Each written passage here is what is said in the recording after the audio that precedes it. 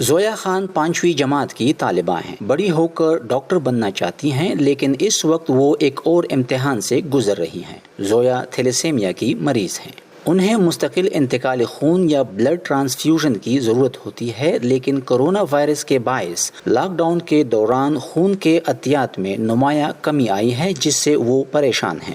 میں بہت تکلیف میں ہوں کیونکہ میں باہر نہیں جا سکتی، کسی کے ساتھ کھیل بھی نہیں سکتی، اسکول بند ہے اور گھر میں پڑھائی کا دل نہیں چاہ رہا۔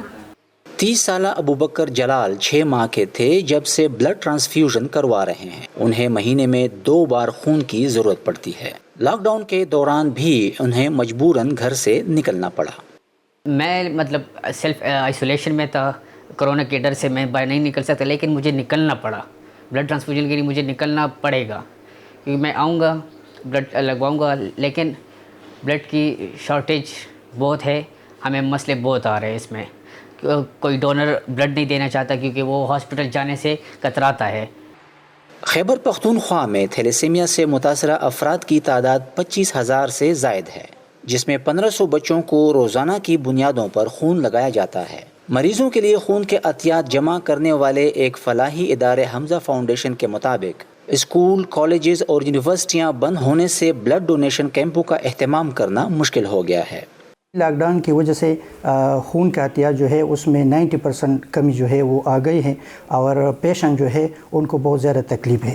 حمزہ فاؤنڈیشن میں ہم ڈیلی بیسس پہ 50 سے لے کر 60 بلڈ بیگ جو ہے وہ ہم پیشنٹ کو پرووائڈ کرتے ہیں، لیکن ابھی جو ریسنٹ سچویشن ہے کرونا وائرس کی وجہ سے وہ ہمارا ڈونیشن جو ہے وہ 50-60 سے کم ہو کے جو ہے 8-10 پہ آ گیا ہے۔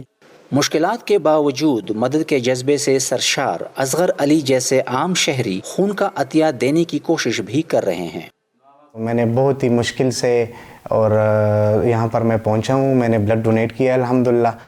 کرونا وائرس کے باعث لوگوں میں یہ خوف پھیل رہا ہے کہ خون کا عطیہ دینے سے ان کی قوت مدافعت کم ہو جائے گی، جس سے انہیں کووڈ-19 مرض لاحق ہونے کا خدشہ بڑھ جائے گا۔ تاہم ماہرین اسے غلط فہمی قرار دیتے ہیں۔ اب زویا خان جیسے مریض منتظر ہیں کہ حکومت کب خون کی فراہمی یقینی بنانے کے لیے اقدامات کرے گی۔ نذر الاسلام، وائس آف امریکہ، پشاور۔